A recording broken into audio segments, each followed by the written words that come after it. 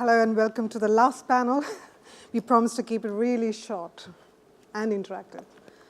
I would love to welcome my panel of the afternoon. We have two very interesting speakers here to talk about the future of fintech and how we see everything we have spoken about today pan out in the long term. As you mentioned, I'm passionate about cashless societies, and I do a lot of work in that space in Asia and Africa.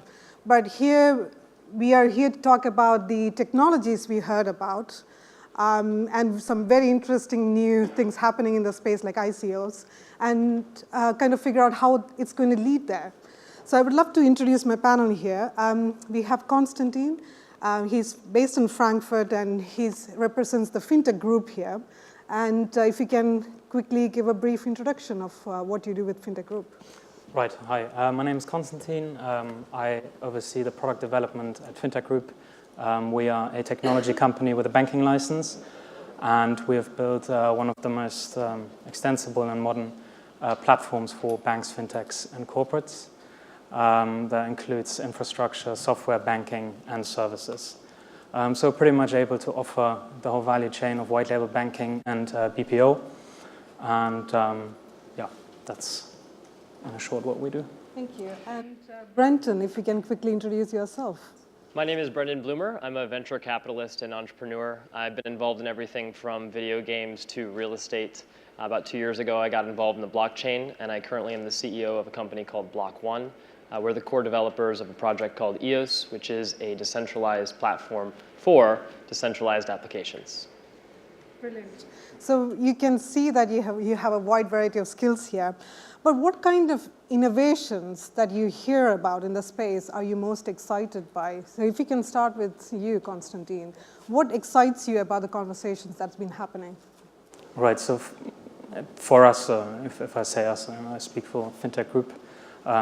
Maybe just to clarify, the average customer are large banks that now are looking for new digital solutions.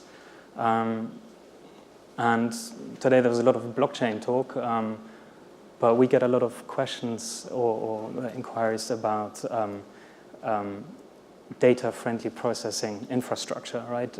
Which kind of leads to this whole AI spectrum. So for us, that's one thing we concentrate on for now, and because a lot of banks are very interested in that. Okay. And how about you, Brendan? I know you're from Block One, but what kind of technologies are you most excited by? Well, obviously, I'm very involved in decentralized applications. So everything that results or revolves around peer-to-peer value transfer, I think, is the future of everything. With the advent of Bitcoin and blockchain, we're now able to perform functions that we used to have to depend on a centralized entity to perform. This is the first time that we can transfer value digitally, and value is so much more than just money. Value is money, it's stocks, it's shares, it's your vote, it's governance. And blockchain represents the future of all governance. And so I'm very excited about what these new technologies mean and how they will lay the foundation for a completely new economy. It's interesting that you both mentioned from the tech innovation side that you are interested and excited by some of the things we are seeing driven by fintech companies. And you also touched upon data and the consumers having probably more access to their own data as we go along. Where do you think the innovation is coming from? Is it driven by consumers or is it driven by tech innovators such as yourselves? That's a good question. I think there's a lot of factors that are driving it. I mean, you're looking at, of course, there's an increased demand for people to take back their data and privacy as the digital world becomes smaller and we realize that our fingerprint is everywhere and people can see everything that we're doing. But it's also very much dependent on the innovations that are happening from everybody. I mean, when the blockchain was invented, it essentially unleashed a box of new tools that we could use to rebuild the economy. So it's a combination of many different factors. What do you think? Yeah, I can just maybe add to that. Usually it's always driven by the consumer, because the consumer adoption is the only disruption, there is. But funnily enough, for example, blockchain wasn't really a consumer invention. It was actually a tech invention. So there are two sides to the coin, I guess. But in the end, the end consumer always And do you think all of this is leading to where we want to be in the future, which is consumer-driven, cashless society where consumers know exactly where the money is going at every given point of time? I mean, that's an utopian dream, but do you think what we're doing now with technology is going to help us get there? Yeah, maybe last year I was lucky enough to be part of a delegation to Luxembourg because Luxembourg is researching in cashless societies. And for me, that was also the first time. I mean, I have a techie background and look at a lot of techno solutions, but there's so many different aspects to cashless societies than just a technology one. There's also the ethical part, for example. Even in overbanked societies and in the Western world, you still have larger parts of the population that depend on cash, right? And so if you take away cash, they're very well aware, regulators are very well aware that certain parts of the population suddenly has no means to pay or access to the financial infrastructure. So technology can certainly help that, but technology is definitely not the only part of the whole equation. But do you think, for example, mobile banking, especially you're based in Hong Kong and you probably have a good understanding of the Asian markets with regards to mobile banking. I mean, that is another driver for a cashless society, right? I mean, the use of basic phones. So yeah, you can actually take it a step further. So there's cashless societies, but I think that with the blockchain, I think we're moving to something even greater, which is moneyless societies. And if you look at what money is, it's essentially a medium of value transfer that we use to get to end states of value, right? Whether it's a share or a property or something else. It's something that we can all trust in because you can't jump from one to so easily. But what the blockchain introduces is just tremendous liquidity from one asset to another. So I think in the future, we're going to be moving from end state of value to end state of value. And we're not going to even need that intermediary in order to preserve value in the interim because we can just jump from point A to B so seamlessly. I think you're absolutely right. I mean, money is ultimately value. And if we can create and transfer value effectively, why do you need money? And so we're not talking about eliminating banks or intermediaries handling money. We're talking about eliminating the channel itself. So it's fascinating. That brings me to the question, especially around blockchain. I mean, are we regulating enough? I mean, do you think the regulatory frameworks we have is sufficient to deal with the changes that you're talking about? Absolutely not. I think that there's going to need to be a lot more regulation. The difficulty is in how you regulate this.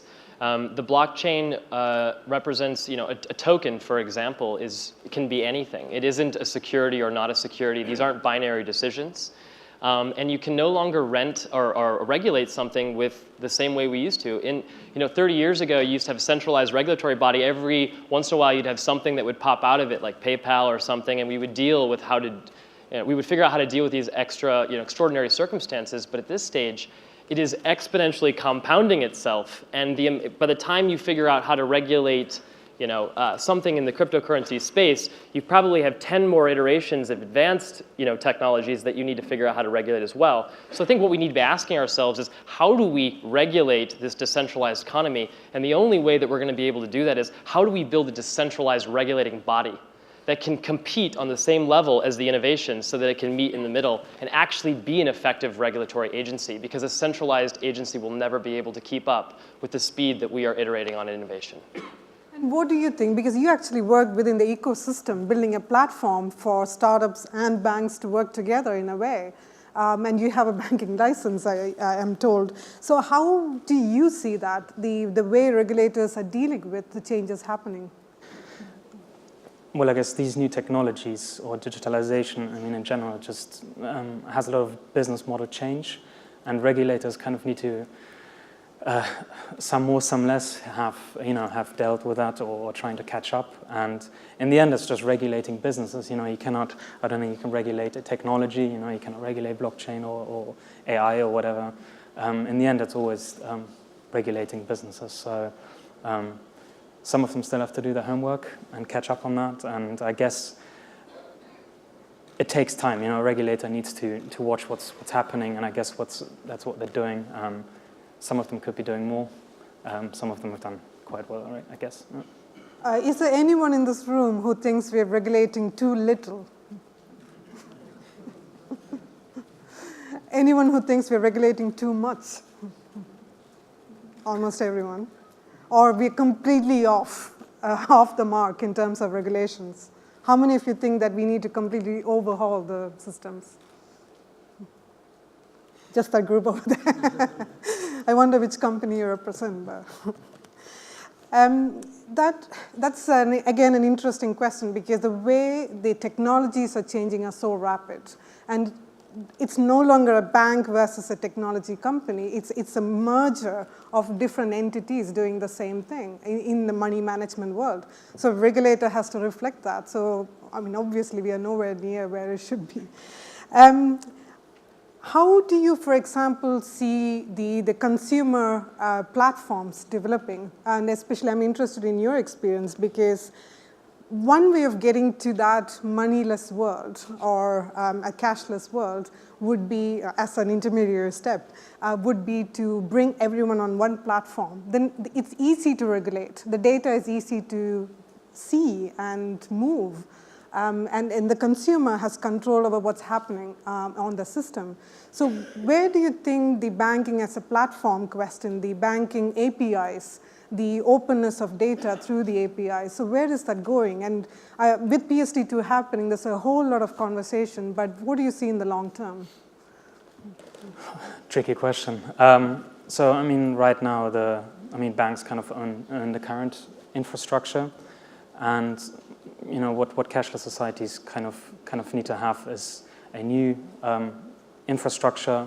Blockchain will definitely play a part in that, but there will be transition, you know, between kind of the old infrastructure and maybe the new infrastructure, and regulation such as PSD2 will definitely help that. It will, you know, kind of spark that. Banks now need to open APIs, need to free their data, and I guess that's maybe the first step for a cashless society. There are many more steps, obviously, they have to follow. There definitely need to be new regulation, new laws on how to handle even certain topics, such as, you know, what I said, that some people don't actually have bank accounts. You know, what happens to them? Will be a bank account attached to a identity, such as a passport, for example. You know, there's so many things that governments, companies have to talk about, and in the end also regulate. So I think there'll be still a long way until we actually see a proper cashless society. And what is your view on this platform that can bring everyone together and open up the data? I don't think that there is a spot in the new economy for retail banking. And I think that's what, I think the blockchain represents the extinction phase of banks in that definition.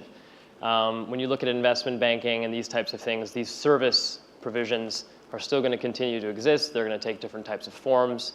But I believe in much more than a cashless society. I believe in a moneyless society. And that's a much more advanced iteration of even this idea of cash. So one of the things that keep coming up is, again, you mentioned a value-based society, and consumer data could be the value token here. You could actually have transactions around monetizing consumer data. And the value here could be the data that you own and you're willing to share with the rest of the world. So again, going back to the data question, I mean, how can we enable consumers to own their data and have control over the privacy of your own data? Well, that's what blockchain and cryptography does inherently. Something like a decentralized autonomous corporation isn't owned by any centralized entity, and it functions by a transparent formula that everybody who participates in it agrees to. So they understand entirely what they're dealing with, opposed to having opaque black boxes that are doing various types of things with your data.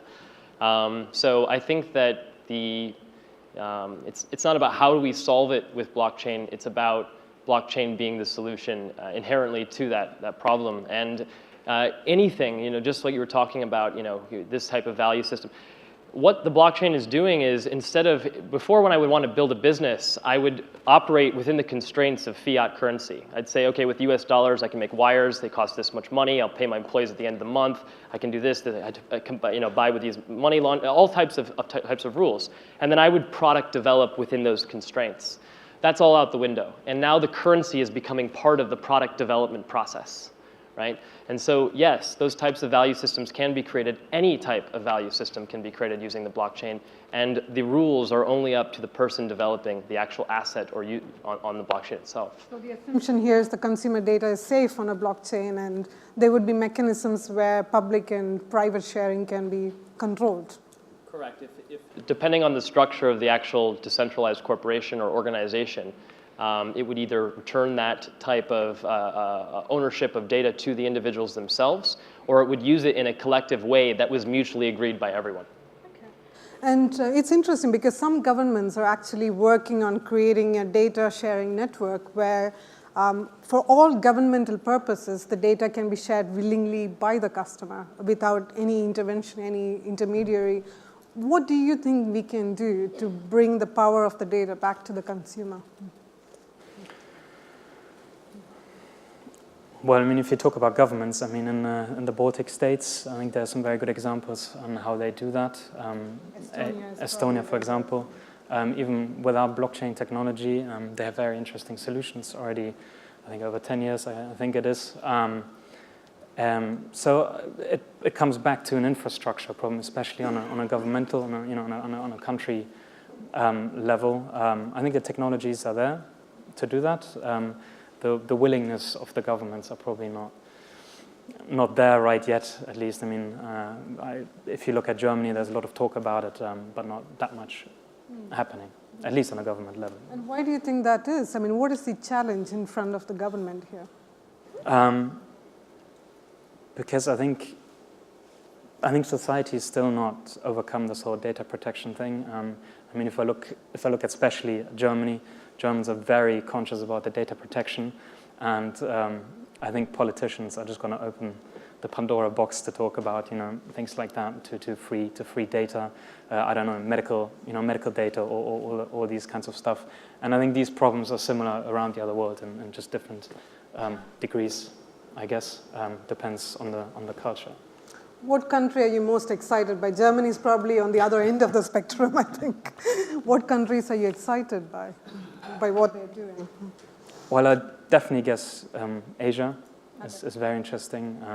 If you see the kind of services that are being developed or also already running, it is a lot faster, a lot more open. They don't have the same data protection policies. Maybe they're even jumping an iteration of legislation or regulation, kind of that Africa infrastructure maybe analogy. Definitely very interesting to see. And do you agree that it could be a country in Asia that's going to come up with an infrastructure around the blockchain, for example?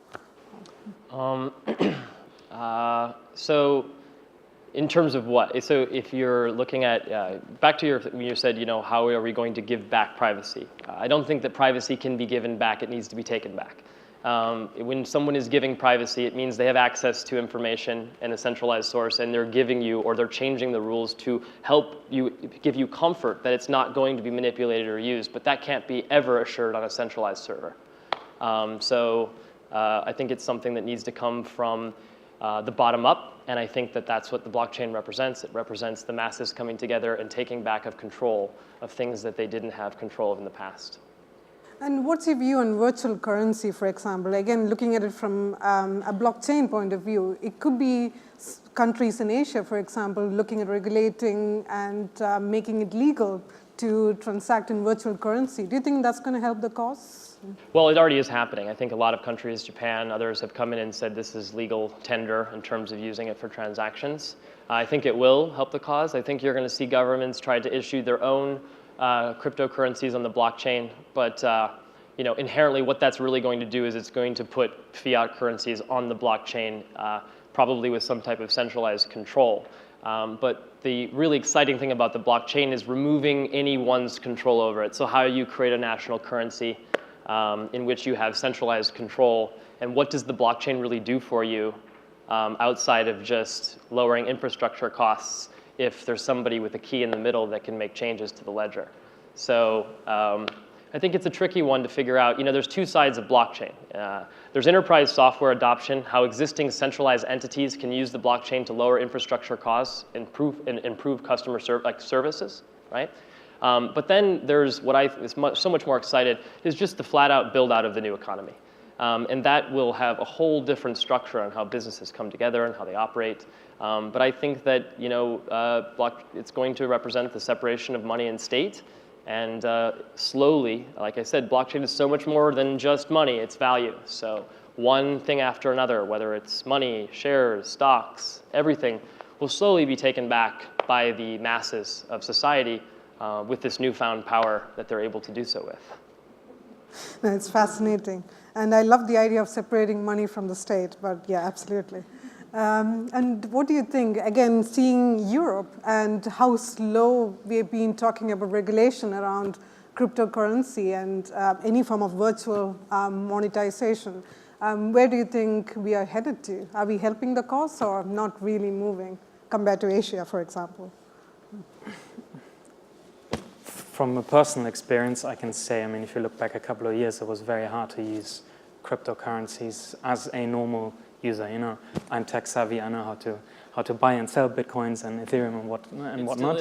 And still is. So, but looking at how young the technology still is, and the company, the ecosystem, I think there's still some years, down the road where these systems have to be improved, so that the normal person on the street can actually use them, and with that, everything will follow eventually. It's hard to predict where this is, going to go. As you already said, there are a lot of enterprises. If you look at banks now, they look at, clearing and settlement systems on the blockchain. So they're also trialing. There are a lot of fintechs in the blockchain space. What of that will survive and come of it? Definitely very interesting. That's an interesting question. And to add on what you were mentioning, I get this question a lot. Why is it so difficult to use Bitcoin if it's supposed to be this amazing technology, et cetera, et cetera? And it's a very good question. And the best answer that I can, or the best example I can give you is that the blockchain represents a fundamentally new building block in which we can do things with. So imagine we were building homes with clay and straw, right? And someone gave you cement. It doesn't mean that your first cement home would look very pleasant, right? It would probably leak, it would have problems, we wouldn't know how to deal with it, it's heavy, all these types of things. And that's what we're going through with blockchain. And it's a fundamental rebuild of the entire system. And there's a lot of flaws with it. Like you said, it's still very difficult for the average user to be using these types of things. But from the angle that I'm sitting at, being a venture capitalist, I think that's why there's so much opportunity here. It's still the pregame. It's the pregame of the pregame. We're at 1993 when one out of 100,000 people had an email address. And trying to understand what we can do with the blockchain at this age is like trying to predict Facebook when we first discovered email. I think that's something everyone struggles with as well, because it is a shift that's going to be happening in the long term. It is a long-term game. The results, the use cases that are working will be visible only in 5 to 10 years' time, at least. So I think, we are probably, a lot of the critics are probably jumping ahead in terms of the blockchain. But we have time for a couple of questions in case anyone has any. Hi, Nitesh here from HSBC. I've done a lot of reviews for the bank in terms of cryptocurrency and distributed ledger. My personal opinion is, the distributed ledger makes a lot of sense. The digital currencies make sense, but make sense because there's no compliance cost to it. There's no regulatory cost to it. You all don't get, the people who mine it don't get audited, don't have to report it. Again, in your opinion as a VC, do you think these will be regulated and audited? And then what happens, the cost of regulations killing banks, will individual miners, actually survive the cost of regulation? Is this a question for me? So actually, when you look at mining, it's just really a way to secure transactions. But actually, blockchain assets are the most transparent assets in the world. They're actually self-audited automatically. I think that anyone can go to the Bitcoin Block Explorer and take any Bitcoin and track it down to the exact moment it was created. So auditing miners or anything like that, I don't know exactly what that would do. All they do is verify transactions. And we've never had a security incident, and that's what the blockchain brings, is a whole new way to prevent double spending.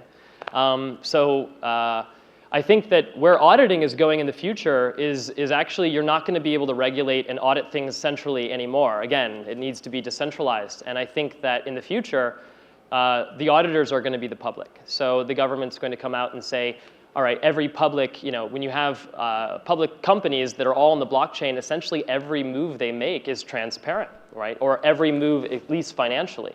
And so bounties can be put for anyone to find any degree of corruption or anything. And now, instead of having one central entity that's essentially turning its lens on various things that get reports or complaints, et cetera, you essentially have the entire world acting as an auditing body.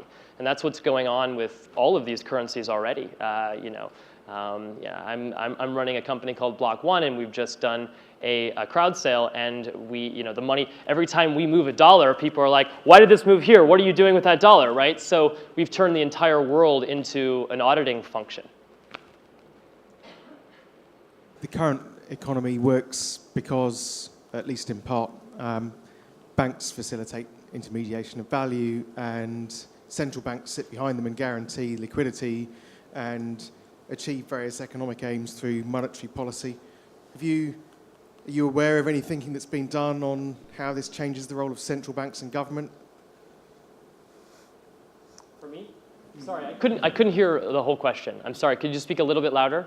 Yeah, sorry, the question was around, so banks are currently disintermediating value. They're sitting there with central banks sitting behind them, providing backstop liquidity and achieving certain sort of national economic outcomes through monetary policy. So how does this, the question really is, are you aware of any thinking that's really advanced on how this changes the role of a central bank? Absolutely. Without getting into very radical ideas, because I'm looking at things that are going to play out over a very long period of time, but once again, I think that the blockchain represents everything. It represents a completely different system than what the central bank provides. It doesn't have a central bank, and that's why people are investing in it. So I don't think that the central bank has a position in the new economy. And I think that we're at a stage where it's not about, oh, will we all switch to this or that? We're simply here. We have 99.9% in the old traditional system with central banks, and that's not going to change. But this new economy, which does it completely different. It's 100% transparent. It doesn't start fueling things with liquidity. It doesn't print money. There's all sorts of different dynamics. My belief is that this is just going to continue to grow, and this will continue to shrink. So it's about the influence that the central bank will have in the future versus what it has now. I don't think that the role of the central bank will change in the old system, but I don't think that the old system will remain the majority over a long period of time. To add on to it, a vast majority of my clients are actually central banks. And that's because everyone is trying to see how their role will change in the next few years. So the society that we have spoken about, if it actually happens, the role is going to change. They're going to take a more of an enabler role rather than a central role. So when that happens, what should they be aware of? What should they worry about? So that conversation is going on with a lot of governments today and central banks especially. So for a cashless society, that's what every one of them is aiming for. That's exactly what they're trying to figure out.